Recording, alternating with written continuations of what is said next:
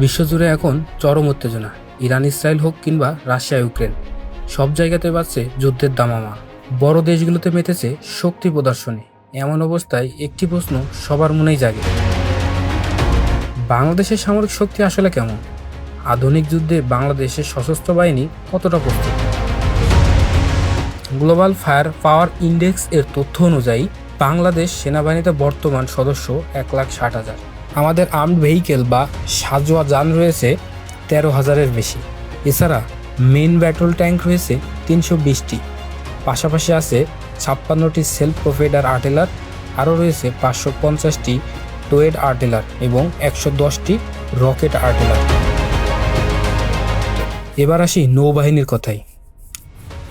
এখানে কাজ করেন 25,000-এর বেশি সদস্য। নৌবহরে যুক্ত আছে 7টি ফ্রিগেট ও 6টি করভেট। সমুদ্র পাহারায় আছে 61টি পেট্রোল ভেসেল। মাইন ধ্বংস করার জন্য রয়েছে 5টি জাহাজ। তবে আমাদের সবচেয়ে বড় শক্তি হলো 2টি সাবমেরিন, যা নৌবাহিনীকে এক অনন্য উচ্চতায় নিয়ে গেছে। যদিও আমাদের কোনো ডেস্ট্রয়ার বা এয়ারক্রাফট ক্যারিয়ার এখনও নয়। বাংলার আকাশ রাখিব মুক্ত, এটি আমাদের বিমান বাহিনীর স্লোগান। এই বিমান বাহিনীর সদস্য আছেন 17,000। মোট উড়োজাহাজ আছে 212টি, যার মধ্যে মূল ফাইটার জেট হলো 44টি। এর ভেতরে চীনের তৈরি F-7 আছে 36টি, আর রাশিয়ার তৈরি MiG-29 আছে 8টি।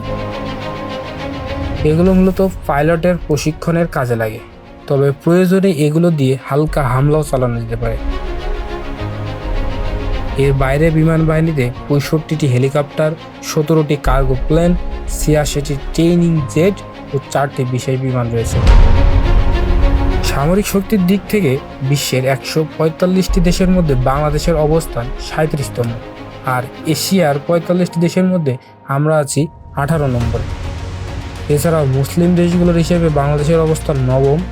এই তালিকায় মুসলিম দেশগুলোর মধ্যে শীর্ষে রয়েছে তুরস্ক। মূলত 7টি বিষয়ের উপর ভিত্তি করে তারা স্কোর দেয়। এর মধ্যে সেনা সংখ্যা, অর্থনৈতিক অবস্থা, লজিস্টিক সাপোর্ট এবং দেশের ভৌগোলিক অবস্থান সবচেয়ে গুরুত্বপূর্ণ।